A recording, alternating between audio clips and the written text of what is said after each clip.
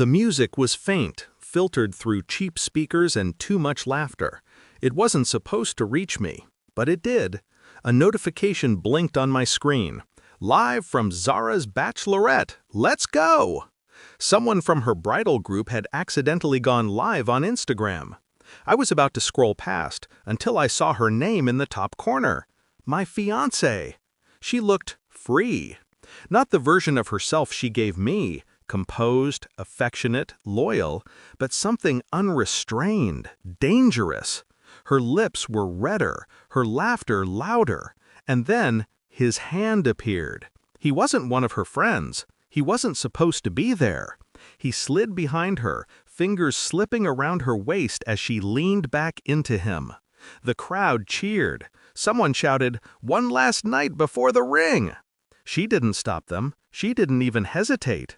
Her eyes, half-lidded, drunk or pretending, met the camera for one brief, damning second, and I swear, she smiled. The screen froze. The feed ended. Silence filled the room, thicker than any scream I could have made. I didn't move, didn't breathe, just stared at the reflection of my own face on the dark screen, calm, cold, utterly still, while inside, something old and trusting quietly died. I didn't confront her, not that night. Instead, I replayed the stream, again and again. Each time I found a new detail, the angle of her neck, the tone of her laughter, the way her hand slowly, deliberately found his. Denial is a fragile thing. It begs for excuses. Maybe it was a dare. Maybe it was a joke. Maybe I misread what I saw. But I didn't misread her. When she came home the next morning, she smelled of perfume that wasn't hers.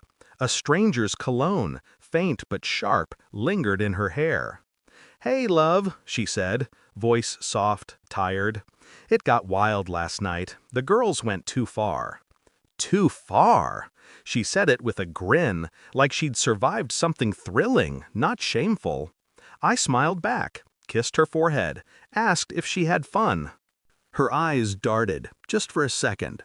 The kind of glance people give when they test the temperature of a lie. "It was harmless," she whispered, and I nodded. Because the truth isn't found in words, it's found in silence, and I was about to start listening. Over the next few days, I became invisible in my own house, quiet, predictable, watching.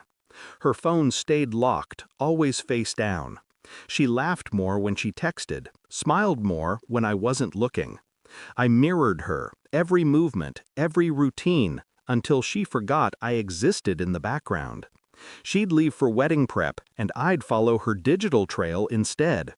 An app here, a location pin there. One night, she said she was meeting her maid of honor for fittings. Her car parked 2 blocks away from a hotel, room 407, her last location update. I didn't go there, didn't need to. Instead, I made a call to a friend who owed me a favor. Security footage, timestamps. The camera didn't lie. She walked in at 8:42 p.m. He followed at 8:45. They didn't come out until after midnight. When she came home, she smiled, kissed me on the cheek, and said she missed me. I told her I was working late tomorrow. She told me she'd be with the girls again. Perfect.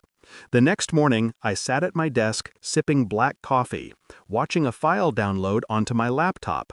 Hotel footage _407.mp4. Inside that file was the end of us. I didn't watch it at first. I just let it sit there, like a loaded gun on a quiet table. When I finally pressed play, there was no shock left in me, only confirmation. 2 figures. Her laughter. His hand tracing the same path I once thought sacred. No music. No crowd. Just betrayal in its purest form. Silent. Unashamed. I paused at one frame. Her face. Eyes closed. Lips parted. Peaceful. I took a screenshot. Saved it. Then composed a message to her. "Dinner tonight. Just us. I want to talk about something important." She replied instantly, Of course. Can't wait, babe. When she arrived that night, I'd already printed the still frame. Clean, color-balanced, undeniable. It sat folded on her plate. She laughed, confused. "What's this?" I didn't answer, just watched her unfold it. Her expression shifted, amusement to confusion, confusion to horror. She opened her mouth to speak, but nothing came out. I finally said, "The camera angle wasn't flattering. You might want to tell your friends to be more careful." She froze. Tears welled. Words tangled. I sat back, sipping wine. Calm. Detached. Because I had already felt everything I needed to feel days ago. She begged. Said it meant nothing. That she was drunk. That it was a mistake. I listened. Not because I cared, but because silence is power.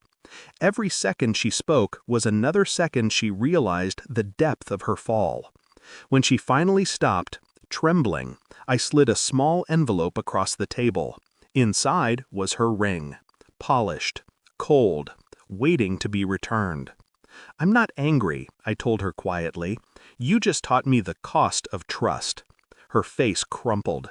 "Please, don't do this." "I'm not doing anything," I interrupted. "You already did." Then I stood, leaving her alone at the table with her picture, her ring, and her guilt. The next morning, her messages flooded my phone. Calls, apologies, promises to change. I didn't block her. I just stopped replying. Let silence finish what betrayal began. By noon, her parents called the wedding off. Her family knew. The truth travels faster than regret. I watched the world collapse around her from a distance. She deleted her socials, vanished from mutual friends. They said she moved away, started over. I didn't care enough to verify. I wasn't angry anymore, just awake. Love had blinded me once. Now it sharpened me, made me precise, unforgiving. I don't believe in karma. But that morning, when she called me from a new number, crying that he'd left her too, I almost smiled. Almost. Because some lessons aren't taught by fate. They're delivered by the ones who stop forgiving. And as I deleted her final message,